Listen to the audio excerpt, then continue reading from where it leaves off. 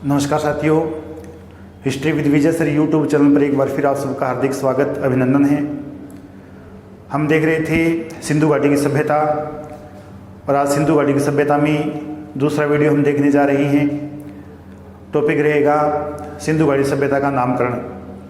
इससे पहले हमने सिंधु घाटी सभ्यता से संबंधित सामान्य जानकारी का अध्ययन किया था पहले वीडियो में। आज हम चर्चा करने जा रहे हैं सिंधु घाटी सभ्यता का नामकरण, प्रमुख स्थान कहाँ से हमें मिले हैं, उनकी जानकारी कैसे प्राप्त हुई, कौन कौन से स्थान हैं। तो हम देखने जा रहे हैं सिंधु घाटी सभ्यता में नामकरण। अगर आप हमारे चैनल पर नए हो, वीडियो अगर आपको अच्छा लगे तो वीडियो को लाइक करें, शेयर करें और channel history with Vijay sir को सब्सक्राइब करें। तो देखते हैं सिंधु घाटी सभ्यता में नामकरण। सिंधु घाटी सभ्यता का नामकरण।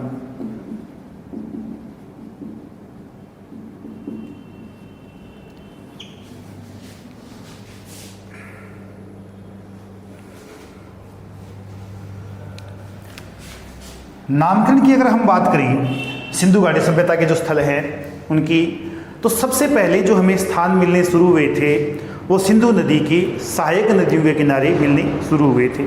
सिंधु नदी की काफ़ी सहायक नदियां हैं। मुख्यतः जो स्थान हमें मिले थे, जैसे हड़प्पा है तो रावी नदी के किनारे, या उसके बाद देखें मोहनजोदड़ो है तो सिंधु नदी के किनारे ये स्थान मिले। शुरू में जो हमें स्थान मिले हैं वो सिंधु नदी की सहायक नदियों के किनारे हमें मिले हैं। इसलिए 1924 में जॉन मार्शल ने 1924 में जॉन मार्शल जो पुरातत्व विभाग के अध्यक्ष थे, इन्होंने एक लेख लिखा था। लेख का नाम था द इलस्ट्रेटेड लंदन न्यूज। इस लेख में इन्होंने द इलस्ट्रेटेड लंदन न्यूज लेख में इन्होंने सबसे पहले इस सभ्यता को नाम दिया था सिंधु घाटी की सभ्यता को नाम दिया था इन्होंने सिंधु घाटी की सभ्यता। इस सभ्यता का नामकरण करने के पीछे इनकी जो मंशा थी कि जो हमें मुख्य स्थान मिल रहे हैं वो सिंधु घाटी की सहायक या सिंधु नदी के आसपास मिल रहे हैं। इसलिए इन्होंने 1924 में जो लेख लिखा था द इलस्ट्रेटेड लंदन न्यूज, इसमें इन्होंने इसका नामकरण किया था सिंधु घाटी की सभ्यता। इन्होंने 1931 में एक लेख लिखा था। जॉन मार्शल ने 1931 में एक लेख लिखा था। 1931 ईस्वी इन्होंने लेख लिखा था मोहनजोदड़ो द इंडस सिविलाइजेशन।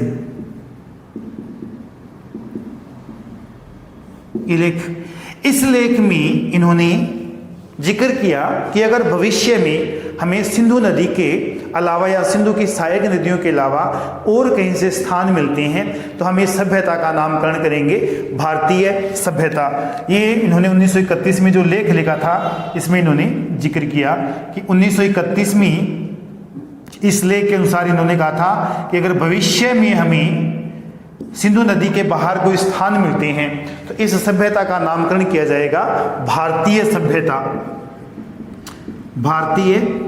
सभ्यता। हालांकि काफ़ी नदियां हैं जिनके किनारे इस सभ्यता के हजारों स्थान मिले हैं। हम जिक्र कर रहे थे पहले वीडियो में कि इस सभ्यता के 2800 से ज़्यादा स्थान हमें मिले हैं। इस सभ्यता को 3 भागों में बांटा गया, इसकी चर्चा हम आगे करेंगे। तो यहाँ हमें भारतीय सभ्यता नामकरण किया जाना प्रस्तावित था 1931 के लेख में। ये जो सभ्यता है सिंधु घाटी की जो सभ्यता है, इसे तृतीय कांस्य युग की सभ्यता कहा गया है। तृतीय कांस्य युग की सभ्यता, तृतीय कांस्य सभ्यता, क्योंकि पाषाण काल के बाद कांस्य का युग शुरू होता है और कांस्य से पहले तांबा था। तो जो कांसा बनता था यह इन्होंने शुरू किया था। तांबा और कांसा, तांबा और टीन मिलाकर इन्होंने कांसा बनाना शुरू किया था। यह जो सभ्यता है इसे कांस्य युग की सभ्यता भी कहा जाता है। तीसरी सभ्यता कहने का मतलब है कि दो सभ्यताएं और थी, दो सभ्यताएं और, एक तो थी मिस्र की सभ्यता, वह भी कांस्य युग की सभ्यता थी, मिस्र की सभ्यता।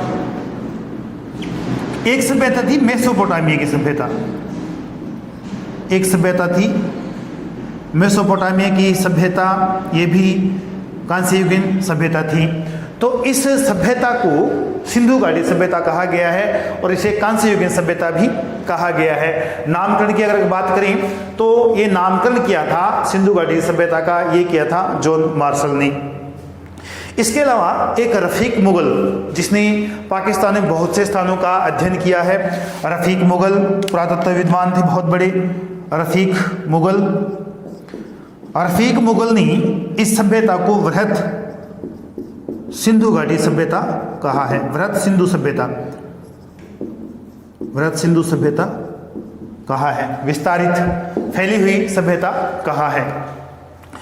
इसके अलावा और भी कई विद्वान हैं जिन्होंने अलग अलग नामों से इसे संबोधित किया है। एक अमलानंद घोष नाम से प्रसिद्ध पुरातत्वविद हुए हैं, अमलानंद घोष। अमलानंद घोष इन्होंने 1952-53 में राजस्थान में दर्जन भर या कई स्थानों का पता लगाया था, कई स्थानों का पता लगाया था। और इन्होंने जो पता लगाया था तो इन्होंने इस सभ्यता को सरस्वती सभ्यता भी कहा है। सरस्वती सभ्यता या एक स्थान इन्होंने खोजा था सोंथी, इसलिए इन्होंने इसे सोंथी सभ्यता से उद्घोषित भी किया है। सोंथी सभ्यता भी इन्होंने कहा है। इसके अलावा हम बात करें मार्टिमर व्हीलर की, इन्होंने भी इसे सिंधु सभ्यता कहा है। मार्टिमर व्हीलर बहुत बड़े पुरातत्वविद हुए हैं। मार्टिमर व्हीलर इन्होंने भी इसे सिंधु सभ्यता से संबोधित किया है, सिंधु सभ्यता। अब ये जो सिंधु सभ्यता है इसके जो स्थान हमें मिलते हैं प्राचीन समय में, जैसे हम 1920-21 के आसपास की बात करें तो जो स्थान हमें मिलते हैं वो सिंधु नदी है या उसकी जो सहायक नदियां हैं। इसके बाद जैसे और स्थानों की अगर हम बात करें तो काफ़ी ऐसे स्थान हमें मिलने शुरू हो गए जो भारत के विभिन्न क्षेत्रों में फैली हुई नदियां थी, जिसका हमने पहले भी जिक्र किया है। इसका विस्तार था उत्तर प्रदेश में हिंड नदी के किनारे, जम्मू कश्मीर में चिनाब नदी के किनारे। इसके बाद अगर हम रोपड़ की बात करें पंजाब में सतलुज नदी के किनारे।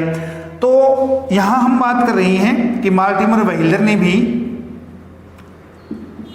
इस सभ्यता को ये सिंधु सभ्यता नाम दिया है। अगर इसके स्थानों की अगर हम बात करें तो काफ़ी स्थान ऐसे हैं जो हमें सिंधु घाटी सभ्यता से बाहर भी हमें मिलते हैं। तो इस सभ्यता का एक नामकरण पड़ा था हड़प्पा सभ्यता। हड़प्पा सभ्यता, यह जो नामकरण है यह लगभग 1950 के दशक में यह नाम रखा गया था। वैसे जब हम किसी चीज़ का उत्खनन करते हैं या किसी सभ्यता का उत्खनन करते हैं, जो हमें पहला स्थान मिलता है उसका नाम ही अनुचित होता है कि हम इस सभ्यता का नाम उस नाम पर करें, क्योंकि यहाँ से हमें 2800 प्लस स्थान मिले हैं, 2800 प्लस स्थान मिले हैं और बहुत सारी नदियों के किनारे ये स्थान मिले हैं। तो हम इस सभ्यता को सिंधु घाटी सभ्यता नहीं कह सकते, क्योंकि सिंधु घाटी सभ्यता में हालांकि काफ़ी स्थान मिले हैं लेकिन अलग अलग जगह पे, राजस्थान में मिले हैं, गुजरात में मिले हैं, महाराष्ट्र में मिले हैं, उत्तर प्रदेश में मिले हैं, पंजाब में मिले हैं और पाकिस्तान में काफ़ी स्थानों से इसके अवशेष मिले हैं सिंधु घाटी सभ्यता के। तो हम एक सिंधु घाटी सभ्यता नाम नहीं दे सकते। पहला स्थान जो हमें मिला था वो मिला था हड़प्पा। हड़प्पा 1921 प्रथम स्थान। इस नाम के आधार पर 1950 के दशक में या संभवतः 1946 या 47 में इस सभ्यता का नामकरण किया गया था हड़प्पा सभ्यता। सभ्यता का नाम रखा गया था हड़प्पा सभ्यता। इससे पहले इस सभ्यता को सिंधु घाटी सभ्यता के नाम से जाना जाता था। अगर हम स्थानों की बात करें तो काफ़ी स्थान हैं, जिसमें भारत की अगर हम बात करें, भारत में कितने स्थान हमें मिलते हैं, तो ये सभ्यता को मुख्यतः 3 भागों में बांटा गया है। जो प्राचीन जो सभ्यता या सिंधु घाटी सभ्यता, इसको 3 भागों में बांटा गया है। इसमें एक है प्राक सभ्यता, प्राक, दूसरी बताई गई है विकसित, और तीसरी बताई गई है प्रवर्ती या उत्तर सभ्यता। सिंधु घाटी सभ्यता को 3 भागों में बांटा गया है। भारत की अगर हम बात करें तो भारत से में जो स्थान मिलते हैं प्राक सभ्यता के 179 मिलते हैं, प्राक सभ्यता के, विकसित सभ्यता के मिलते हैं 590 और प्रवर्ती सभ्यता के मिलते हैं 980। ये स्थान हमें सिंधु घाटी सभ्यता के भारत से मिलते हैं। इतने स्थान हमें सिंधु घाटी सभ्यता के भारत से मिलते हैं, या अन्य जो घाटियां हैं वहां से हमें ये स्थान मिलते हैं। प्राक सभ्यता के 179 भारत में है, विकसित 590 है। इसके अलावा अगर हम बात करें प्रवर्ती सभ्यता के तो इसके 980 जो स्थान हैं वो हमें मिलते हैं। इसके अलावा अगर हम बात करें पाकिस्तान में कितने स्थान मिलते हैं? पाकिस्तान में भी प्राक हड़प्पा के अलग स्थान मिलते हैं 317, विकसित के अलग स्थान मिलते हैं 279 और प्रवर्ती के जो स्थान मिलते हैं वो मिलते हैं 71। ये स्थान में मिलते हैं। इसके अलावा पाकिस्तान में एक स्थान है चोलिस्तान, यहाँ से 239 स्थान मिलते हैं। पाकिस्तान के सिंध से हमें काफ़ी स्थान मिलते हैं, लगभग 106। तो ये पाकिस्तान से हमें स्थान मिलते हैं, जिनमें प्राक 317 है, विकसित 279 है, प्रवर्ती 71 है। ये पाकिस्तान से मिलते हैं। और भारत से जो स्थान मिलते हैं प्राक सभ्यता के 179 मिलते हैं, विकसित सभ्यता के 590 मिलते हैं, प्रवर्ती सभ्यता के 980 मिलते हैं, सिंधु घाटी सभ्यता से संबंधित या यूँ कहें कि हड़प्पा सभ्यता से संबंधित ये हमें स्थान मिलते हैं। पाकिस्तान से 317, विकसित के 279 और प्रवर्ती के 71 और चोलिस्तान से सबसे ज़्यादा स्थान मिलते हैं 239, सिंध से मिलते हैं 106। तो ये जो स्थान हैं ये हमें मिलते हैं सिंधु घाटी सभ्यता से। अब तक 2800 से ज़्यादा स्थान हमें मिल चुके हैं। इन स्थानों की अगर हम बात करें तो भारत में सबसे ज़्यादा जो स्थान मिलते हैं हमें वो मिलते हैं सरस्वती हकरा या घग्गर हकरा कह सकते हैं, सरस्वती हकरा या घग्गर हकरा, यहां से हमें सबसे ज्यादा स्थान मिलते हैं। ये हम थोड़ा रिवाइज कर लेते हैं, उसके बाद थोड़ा आगे चलते हैं। सिंधु घाटी सभ्यता का नामकरण की अगर हम बात करें,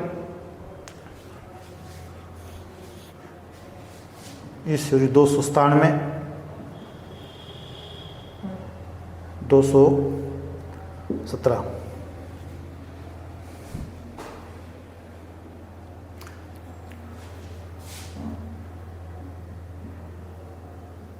317।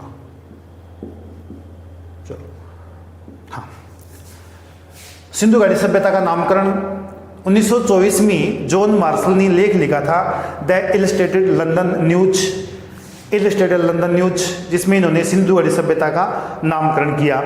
और ये जो समय है, इस समय हमें जो स्थान मिलते हैं सिंधु घाटी सभ्यता के वो सिंधु नदी के आसपास या सिंधु की सहायक नदियों के किनारे मिलते हैं। इसलिए 1924 में इस सभ्यता को सिंधु घाटी सभ्यता नाम दिया गया। 1931 में मोहनजोदड़ो द इंडस सिविलाइजेशन नाम से लेख लिखा था जॉन मार्शल ने।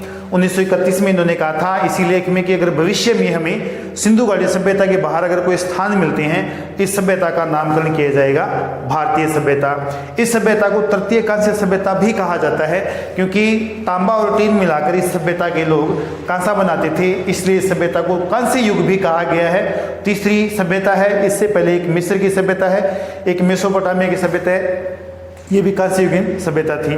इसके बाद है रफीक मुगल जिन्होंने इस सभ्यता को वृहत्तर सिंधु घाटी सभ्यता नाम दिया है।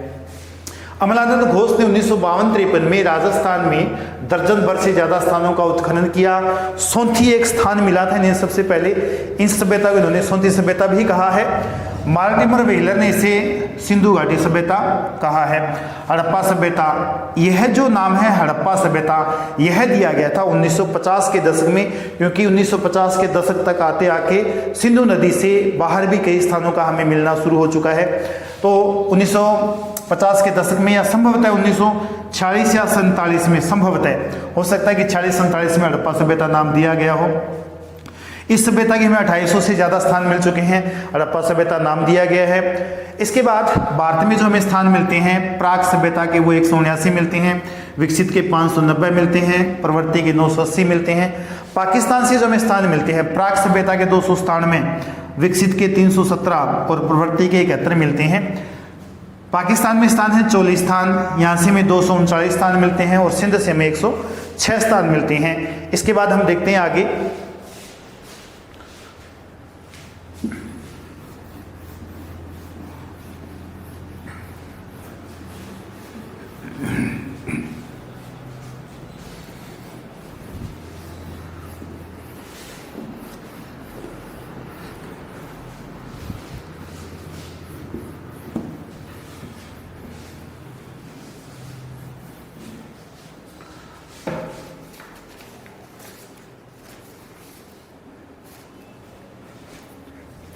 जी। राजस्थान में या यूँ कहें कि भारत में जो सबसे ज़्यादा स्थान हमें सिंधु घाटी सभ्यता से संबंधित मिलते हैं वो मिलते हैं घग्गर हकरा नदी के किनारे या घग्गर हकरा घाटी में। अब ये घग्गर जो नदी है इसके बारे में थोड़ा देख लेते हैं। घग्गर नदी, इसका उद्गम कहाँ से होता है? शिमला में शिवालिक की पहाड़ियों से इसका उद्गम होता है। शिमला से, शिमला हिमाचल प्रदेश,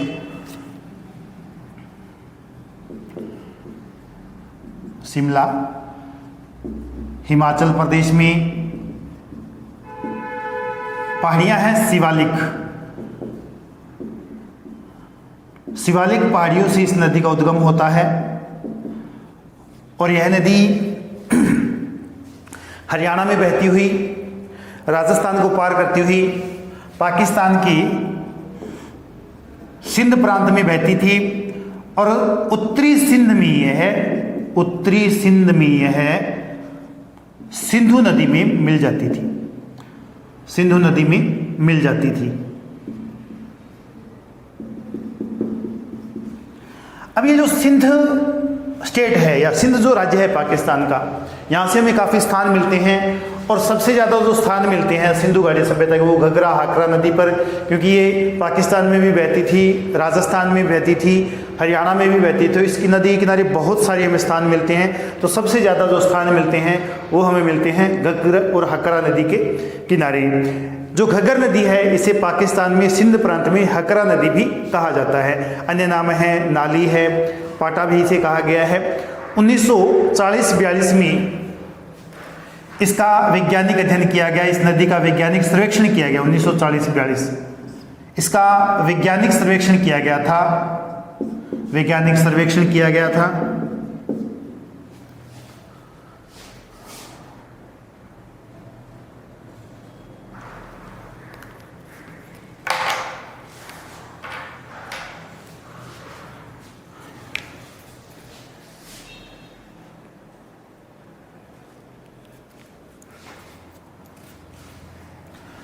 वैज्ञानिक सर्वेक्षण किया गया था ओरलस्टाइन द्वारा।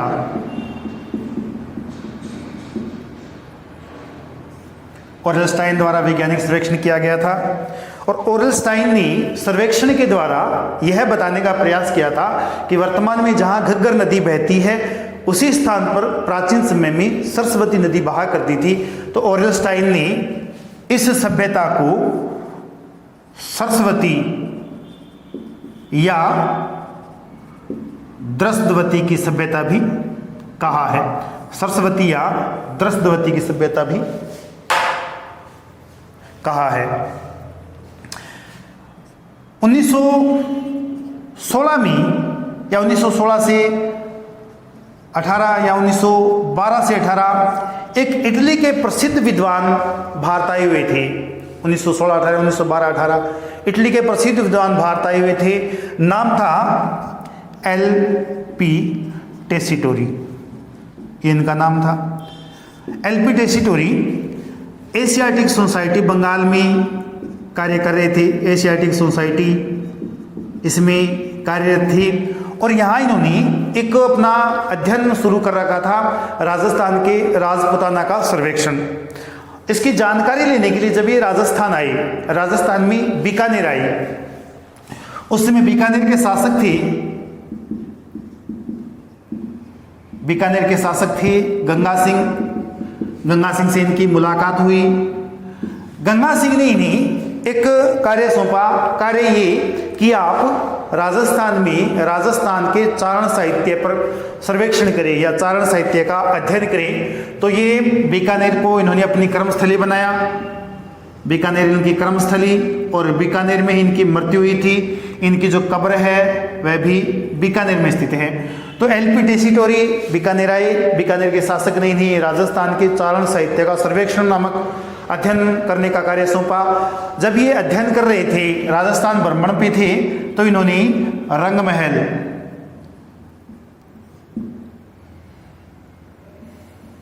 हनुमानगढ़, डाबरी, मुंडा, पीर सुल्तान, इन क्षेत्रों का सर्वेक्षण किया और इन स्थानों पर इन्होंने बौद्ध धर्म से संबंधित जानकारी हासिल की। और इन स्थानों पर सबसे पहले लिखने वाले थे, जानकारी देने वाले थे, वो थे एलपी टेसीटोरी। ये इटली के थे। और जब इन्हें ये कार्य सौंपा गया तो इन्होंने रंगमहल, हनुमानगढ़ है, डाबरी है, मुंडा है, पीर सुल्तान है, इनका अध्ययन किया। और इन्होंने कहा कि ये जो स्थान है बौद्ध धर्म के बहुत बड़े केंद्र थे और पहले ये बौद्ध धर्म के केंद्र रहे होंगे। तो ये जो स्थान है राजस्थान में, जैसे रंगमहल है, हनुमानगढ़ है, डाबरी है, मुंडा है, पीर सुल्तान है, ये जो स्थान है बौद्ध धर्म के बहुत बड़े केंद्र रहे होंगे। एक यात्री आया था हवेनशांग, चीन का यात्री था हवेनशांग। 629 में भारत आया था और 644 तक भारत में रहा था। पूरे भारत का इसने भ्रमण किया था। इसने जब अपनी पुस्तकें लिखी उसमें ये विवरण देता है कि मैं जब स्तुद्रु नाम दिया इसने, स्तुद्रु कहा गया है भटनेर को। जब मैं भटनेर गया तो वहां मुझे भद्रकाली चैत्य मिला। भद्रकाली चैत्य, और ये जो चैत्य है इसे भारत के सबसे बड़े सम्राट अशोक ने बनवाया था। हनुमानगढ़ भी बौद्ध धर्म का प्रसिद्ध केंद्र रहा था। भटनेर या हनुमानगढ़ ये बौद्ध धर्म का केंद्र था। ये जानकारी हमें देते हैं हवेनशांग के अनुसार जब मैं राजस्थान में स्तुद्रु स्थान पर गया था, स्तुद्रु भटनेर, तो वहां मैंने भद्रकाली चैत्य देखा था और अशोक ने बनवाया था। हनुमानगढ़ जो था या स्तुद्रु जो था बौद्ध धर्म का बहुत बड़ा केंद्र था। तो आज हम जिस हनुमानगढ़ की बात कर रहे हैं यह कभी बौद्ध धर्म का बहुत बड़ा केंद्र रहा होगा। बाद में यहाँ मंदिर बना दिए गए। ये जानकारी आलचिन हमें देते हैं कि मैंने रंगमहल व हनुमानगढ़ में या डाबरी मुंडा में काफ़ी मंदिरों के अवशेष देखे थे। तो मूलतः जो हनुमानगढ़ था हवेनशांग के अनुसार यह बौद्ध धर्म का बहुत बड़ा केंद्र था। एलपी टेसीटोरी के अनुसार रंगमहल, हनुमानगढ़, डाबरी ये जो स्थान है, मुंडा, पीर सुल्तान ये जो स्थान है ये बौद्ध धर्म के बहुत बड़े केंद्र थे। एक स्थान मिला है रंगमहल, ये भी घग्गर नदी के किनारे। इसकी खोज अमलानंद घोष ने 1952 में की थी। इसका उत्खनन किया था हन्ना रेड्डी ने। जब ये स्थान इन्हें मिला था तो अमलानंद एन घोष ने इस स्थल को रंगमहल सभ्यता नाम दिया। रंगमहल सभ्यता, और यह सभ्यता सुंग व कुषाण काल से संबंधित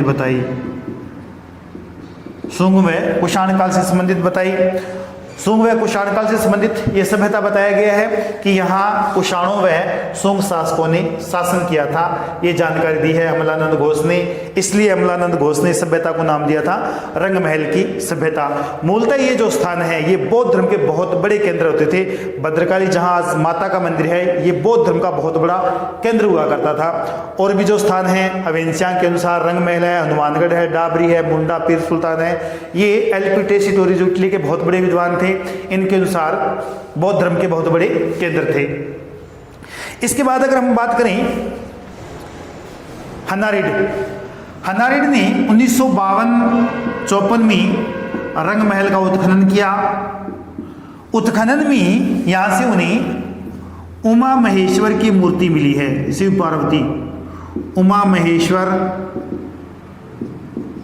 श्री कृष्ण, गोवर्धन पर्वत धारण कर रखा है इन्होंने, राधा की मूर्ति भी मिली है, राधा की मूर्ति भी इन्हें मिली है। तो ये प्रमुख मूर्तियां मिली है। ये सब गुप्त काल की है, गुप्त काल की है। लेकिन वास्तव में ये जो स्थान थे ये बौद्ध धर्म के बहुत बड़े केंद्र हुआ करते थे। तो इसका थोड़ा रिवाइज देख लेते हैं। घग्गर या हकरा घाटी, शिमला प्रदेश से यह नदी निकलती है, शिवालिक की पहाड़ियों से। उसके बाद हरियाणा में बहती हुई, राजस्थान में बहती हुई, सिंध में जाती थी। पाकिस्तान में इस नदी को हकरा नदी नाम से जाना गया है। उत्तरी सिंध में, सिंधु नदी में यह मिल जाती थी। इस नदी के किनारे सबसे ज़्यादा स्थान हमें मिलते हैं। 1940-42 में वैज्ञानिक इसका सर्वेक्षण किया गया था ओर्लस्टाइन द्वारा। ओर्लस्टाइन ने इसे सरस्वती या घग्गर नदी की सभ्यता कहा है। 1912 से 18 एल.पी. टेसीटोरी एशियाटिक सोसाइटी बंगाल या कलकत्ता में कार्य कर रहे थे, इटली के निवासी थे। बीकानेर के शासक गंगा सिंह से मिले। गंगा सिंह ने इन्हें एक कार्य सौंपा था, राजस्थान के चारण साहित्य का सर्वेक्षण। ये कार्य इन्होंने किया था। जब ये भ्रमण कर रहे थे राजस्थान का तो रंगमहल, हनुमानगढ़ और डाबरी, मुंडा पीर सुल्तान इन स्थानों पर गए। और जब इन्होंने इन स्थानों का भ्रमण किया तो इसने बौद्ध धर्म के बड़े केंद्र इन्हें घोषित किया। ये बहुत बड़े केंद्र थे बौद्ध धर्म के।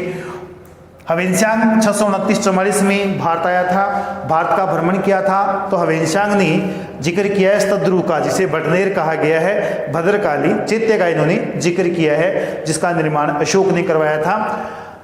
रंगमहल को अमलानंद घोष ने 1952 में खोजा था और इसे सभ्यता का नाम दिया गया था रंगमहल सभ्यता। यह शुंग और कुषाण काल से संबंधित थी। 1952-54 में हन्नारेड ने इसका उत्खनन किया था और यहाँ से उमा महेश्वर की मूर्ति मिली है, कृष्ण गोवर्धन पर्वत धारण की हुई इनकी मूर्ति मिली है, राधा की मूर्ति मिली है और बहुत सी चीज़ें मिली हैं।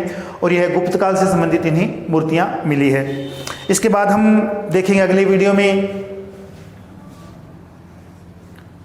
सिंधु घाटी सभ्यता, मिस्र व मेसोपोटामिया से संबंधित इनकी समानता क्या है। कुछ विद्वान कह रहे हैं कि इस सभ्यता का जो विकास हुआ या इस सभ्यता का जो विकास किया था वो मेसोपोटामिया के लोग थे।